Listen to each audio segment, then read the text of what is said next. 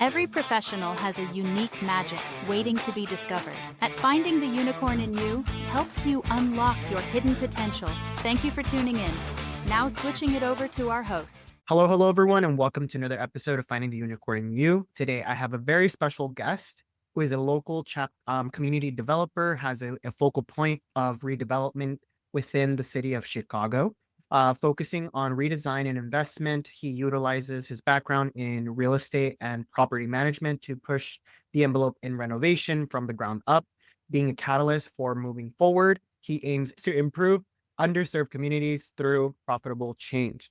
So without further ado, welcome LeVar Love. Hey, LeVar. Hey, Dr. J, how you doing, man? Pretty good, pretty good. Thank you for being here. So you do a very unique thing that I don't get a lot of guests on here that go into this industry. So why don't you tell me a little bit about what you do and what kind of got you into that? Sure. I started out in real estate and urban development at a young age. I was actually in college. So I took a course called real estate appraisal. And while taking that course, I had an amazing professor that challenges us with an assignment of doing 500, putting down a list of 500 things you wanted. And basically, the foundation of the exercise was, well, one, to understand, you realize you don't want 500 things at that age. You don't even know what you really want at that age. But then also, two, getting you to understand what you needed to have from a financial foundation to be able to successfully achieve and obtain the things that you're looking for and the quality of life and happiness that you're looking for in life. So that professor was a real estate and urban development professor, and I was pursuing a real estate and urban development degree at Tennessee State University. And that professor, that course, it changed my direction, my trajectory of my career. Perfect. So for someone that doesn't know what urban development is, what can you explain a little bit of that of the lingo for us? Sure. Urban development is actually several things. What I'll do is just focus on my part of urban development. So I am a real estate community developer. The easiest way to explain it is that I am a flipper who partners with the city of Chicago. So if you think about the city having an urban plan, how they want communities to develop, evolve, and things like that from a housing standpoint, it's taking someone with a skill set and a background in real estate and construction and saying, hey, we want to partner with you as we target specific communities to bring about affordable housing, to bring about workforce development and things of that nature. And that's really what it is. It's partnering with the city in real estate to bring about a change in community through affordable housing. Got it, got it. In a sense, do you partner with a lot of architects, like city developers and other individuals, like other entities to get all this done, or is it like a one-stop shop on your end? No, absolutely not. It is a lot of partners. It is a lot of meetings. The number one relationship that we have is with the Department of Housing. Mm, So the Department of Housing in a metropolitan area like the city of Chicago has a very wide span, right? So there are a lot of communities that need to be touched. There are a lot of areas that they want to impact from an affordable housing standpoint. So working hand in hand with the Department of Housing with a targeted approach to affordable housing. And then outside of that, there are a lot of partners when it comes to lending. We have a great lender in Chicago Community Loan Fund that takes care of a program that's called the Neighborhood Rebuild Program. I want to shout out the Neighborhood Rebuild Program and the CCLF for the great job that they do partnering with developers like myself to bring about affordable housing. So there's a lot of partnerships. There's a huge network, real estate developers bringing change about in the city of Chicago. got it, got it. Okay. So if somebody wants to go into this field, like I know you said you mentioned you got inspired by a professor in college. Let's say you have a high school graduate or to somebody that is currently in college undeclared, like what do they have to get a certain degree to go into this, or can you just specialize, get any degree and then specialize later? You know what? That is a great question, and absolutely not. One of the approaches that we're taking now is that I'm partnering with a nonprofit in the Inglewood community called Rage, and we're doing a training series just for it. think about it. If you work for the post office, if you work for Amazon, just you work for McDonald's, even whatever the case may be, and you're saying, hey, I want to do that. I want to make change and bring about change in my community. How can I invest in a property? How can I rehab a property in my community, so forth and so on? It doesn't matter what your background is, what your training is, whatever the case may be. We're trying to provide an opportunity in these communities where we can create generational wealth, whether you work at McDonald's or whether you're a corporate executive. Got it. So what would be the first step that one does? So let's say that we do have somebody that's working at a local McDonald's or Starbucks and they are interested in doing this. Like, what are the first steps Sure. you recommend? What the first thing that I would do is say, look at your local resources. If you reach out to a nonprofit that is looking to do community development in the area, if you live in a metropolitan area like Detroit, like Chicago, like Atlanta, typically they'll have a Department of Housing that has some sort of initiative for affordable housing. And it's through those type of programs, like the one that I'm talking about, the Neighborhood Rebuild Program, they'll provide some type of technical assistance or training that can get you started. Whether it's hey, how do I get my credit score so I can actually get financing? Or, hey, here's a series on how to rehab homes. So there are several programs like that in metropolitan areas. Got it. So you don't necessarily need the capital yourself in order to do this. You can also start there. They'll help you get all the pieces together so you can build up to do that in the long run. Yes, Doc, here's the crazy part about it. I tell a lot of people that I work with today is that money is not the biggest obstacle at all. It is not money, especially once you get your feet into it, you understand what you're doing, say in that first 6 to 12 months, you understand what you're doing. Typically, you'll have people throwing money at you. It's actually understanding how to get the project completed, doing the construction. That's way harder than finding the money. Yeah. And then all If you the, get the time, the money is not the problem. yeah. And a lot of that, I would say, I don't know, I want your opinion on this because there's a lot of different people that put their hands on the pot. Would you say learning how to communicate efficiently is like a big must have in this industry? So without a doubt, and here's why. It's because you have to build great relationships. Mm, So I would not be in the place that I am working with the city or anything of that nature if I had not built great relationships over time. And in order to build those great relationships, you have to have effective communication. You have to understand where people are coming from. Sometimes you have to meet them where they're at. So communication is huge. mhm. And this is meeting the right people at the right place at the right time. And like you said, nurturing those relationships. Networking is something that I have all my clients go into and learn how to like really put themselves out there. Yeah. And I know business owners, I know people who are starting their own practices that they're like, I just want to sit back and reap the rewards, but not actually put myself out there. But I was like, how do you know who to talk to? Who's going to help you in case of these things? You have to be able to suck it up, buttercup, and and put yourself out there. Yeah. So if I could give you a great example, it just happened to me yesterday on how building relationships and having a network really pays off. So I won't give actual like specific names, but there was actually an individual working at the Department of Housing that I met 4 or 5 years ago. And we didn't get off to a great start. It was a situation where they were on the other side of kind of inspecting what I did or just making sure that I was doing the things that I was supposed to be doing. And early on in the relationship, because I didn't understand what it took for them to be successful in their job, and they were just doing their job. So it wasn't a bad relationship, but it wasn't a great one. But over a couple of years, it was a situation where we really started to respect each other. It was like, hey, when this person comes to a call, they come prepared. They communicate effectively. They let you know what they're looking for, so forth and so on. So after about 3 or 4 years of working to each other, seeing each other at events, we had a really good relationship. In 2024, they left the Department of Housing. I had no idea where they went, whatever the case may be. I get on a call yesterday with a land bank outside of the city, has nothing to do with the program that I am. I'm just on this call because another contractor had me on the call as an advisor, whatever the case may be. And there pops that person. And I'm like, is who I think is what's how you doing? But this mutual respect, this communication, this relationship that we built over the years, I saw him and I'm like, oh, I know we're in good hands right here. He's going to take care of it. He's a director in this program. He saw me. He was like, oh, LeVar's here. Okay, we're actually going to get some projects finished. We're going to get projects completed. We got off that call. Me and him got on a one-on-one call and was like, hey, let's do lunch. Let's talk. Let's get caught up. We haven't seen each other in a year. And that is the piece about networking, building relationships. Now we're in another program. It's a year later, haven't seen each other for a year. And it's almost like we were lockstep in about 24, 48 hours. Let's go. Let's roll. And that is what I'm talking about.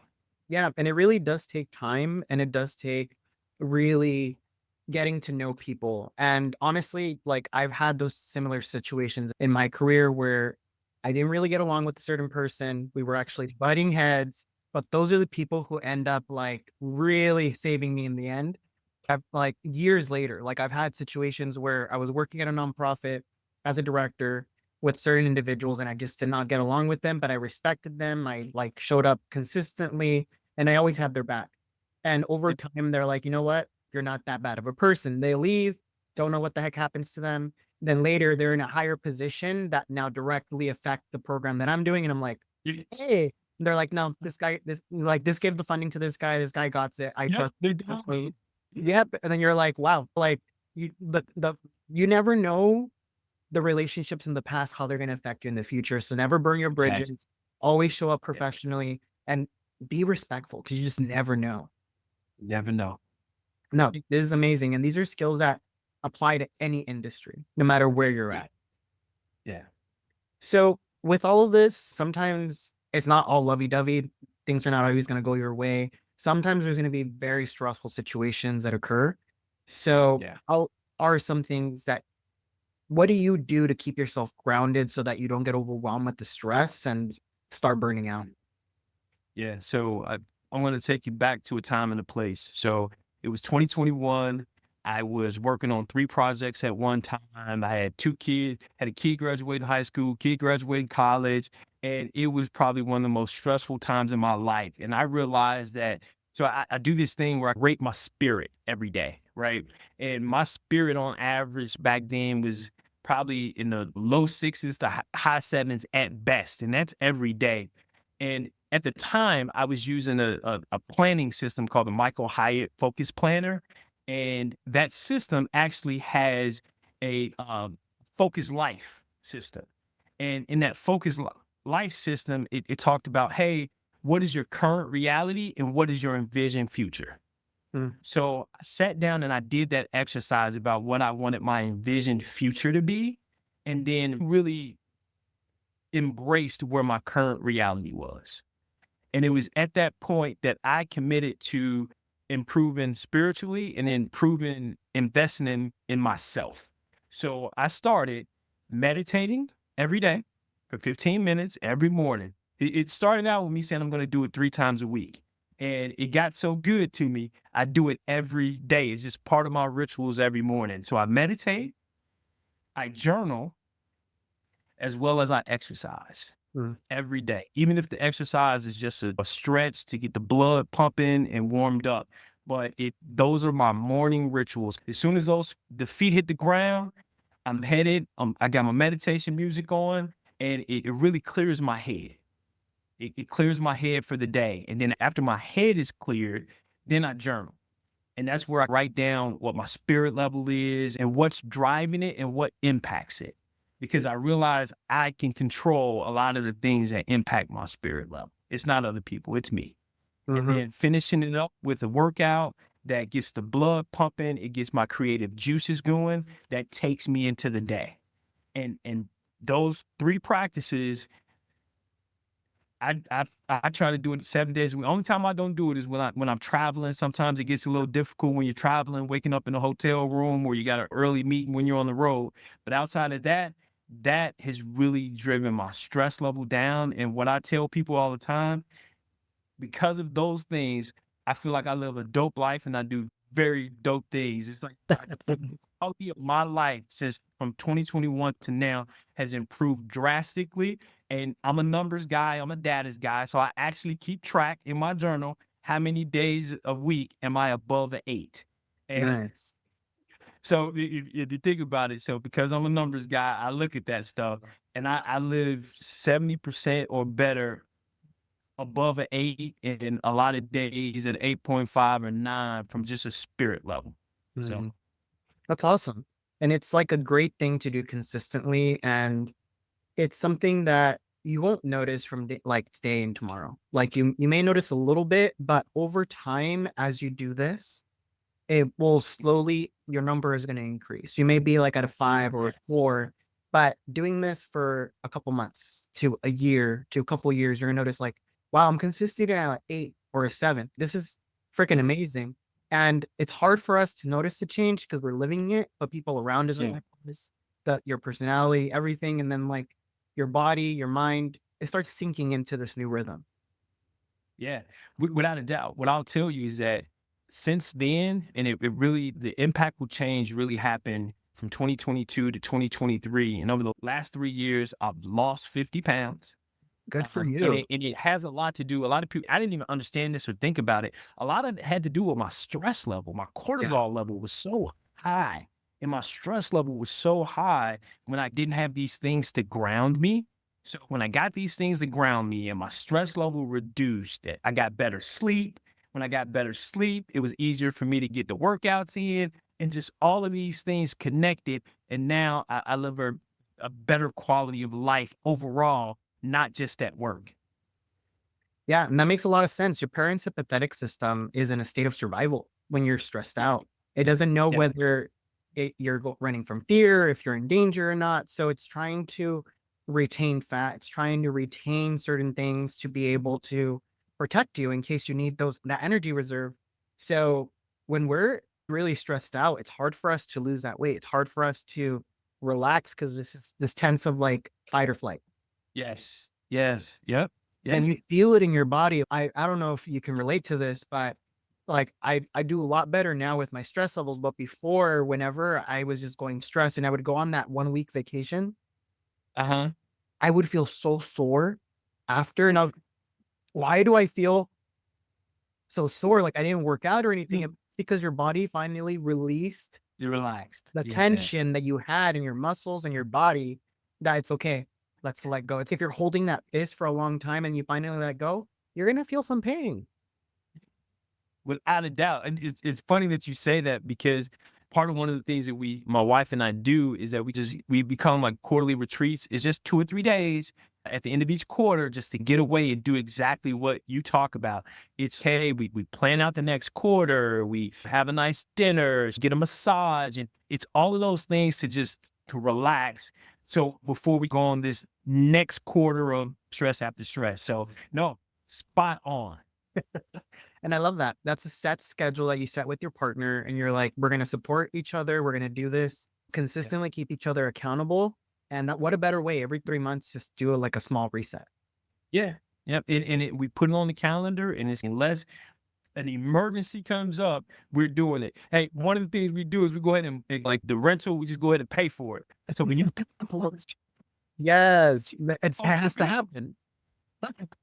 That's what I do. I put it in the calendar and I do some like I make a reservation because if I don't, make action, take action. yeah, it's not gonna happen because if you don't set something in, if you don't invest into something, then you're gonna Right. it's super easy for you to justify it. And you know what? I'm busy. Let's not do it. But you're like, I already put the money down. I don't get a deposit. I'm not gonna get my deposit back. Get the deposit back. Yeah, like I'm not gonna waste that money. Let's go. Exactly. No, I love that. I love that. So we're at the end of the podcast where we're gonna basically like really think about all the life lessons that you've had that made you the person that you are today. What is the one unicorn lesson that really shaped you to go into this path and be the person you are? Yeah, definitely. So the one lesson for me is actually a lesson that was taught to me by my grandfather. And I tell it to my son like at least once a week. And what he taught me, what he told me was this. He said, listen, he's like, LeVar, if you find what you love, you'll never go to work a day in your life. And he told me that I was in high school. I didn't really understand it. I didn't get it. It wasn't until my first job in corporate America when I was talking with my friends and I was telling them like, hey, I'm working like 12, 13 hours a day, 6 days a week. I said, but I like it. I was like, I get up in the morning and I want to go back. And I have to work on weekends. Like it got to a point, I'm like, nobody's telling me to work on the weekends. I'm going in because I want to do a good job. Mhm. My boss telling me to be there. And it was the light bulb went off for me. It was like, oh my goodness, this is what he was talking about. I love what I do. I love it. And it was like when I found that I loved business, I loved real estate, I love those things.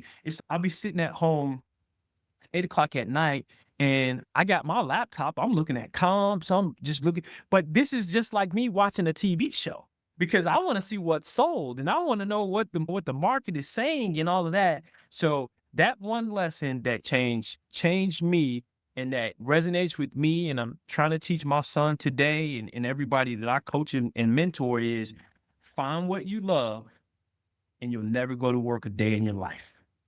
I love that. And it's something that you need to test things out. You're not always gonna hit it right off the bat out of college. Absolutely. Can I tell you something quick? Go for it. So initially went into college thinking that I was going to be a criminal justice major and a police officer. Like when I was a junior in high school, senior in high school, all I wanted to be was a detective. If I could be a detective, my world would have been perfect. That's what I thought when I was 17 years old. But through trials and tribulation, I actually found what I love. So I love that. And it's so funny because I relate so much with that because that's what I wanted to do. I was like, I'm gonna be a detective. I'm gonna go out. I'm gonna do criminal justice. I'm gonna be that CSI person. But but not gonna lie, as soon as I saw the requirements and the push-ups and everything through academy, and I was like, I'm done. I was like, I need to do something else. I'm not gonna love that. But yeah, you're gonna change passions. You're gonna just like careers, and it's okay to pivot. It's okay to find things, but like the only way you're gonna find what you love is through risk and Mhm. risk yourself in trying something new. Just because something feels comfortable and safe Yeah. doesn't mean that you love it. Yeah. Sometimes we confuse ourselves between, or we sacrifice comfort and stability over something that we love. And they say the thing that scares you the most is the thing that's going to bring you the most joy sometimes. That's right. Yep. But I love this conversation. I can probably keep talking to you for another couple hours, but time is running out. I'm just So if somebody wants to get in contact with you, has questions, or just wants to get more involved in like urban development, how can they reach out to you? Sure. The easiest way and really what we're trying to put out there is rosieinvestments.com. It's a tribute to my grandmother, Rosetta Love. Shout out to my grandmother. She's passed on, but rosieinvestment.com, all of our socials are there. Our most current projects are there. You can reach out. You can get a hold of me from there. So rosieinvestment.com is where you can find us. Perfect. And for listeners, don't feel like you have to like jot all of this down. If you scroll down on the show notes, you'll see all this information in there. And if you go to my website at rainbowcareercoaching.com, you'll see a blog with LeVar's information on there, summary of the episode, and all the links as well. Any last words before we close out? You know what? I just want to send out a shout out to you, Doc. I greatly appreciate it. It's been a great conversation. Thank you for giving me a chance to put the message out there, talking about community redevelopment and things of that nature. So thank you very much for this opportunity. Of course. And thank you for being here. And until next time, everyone.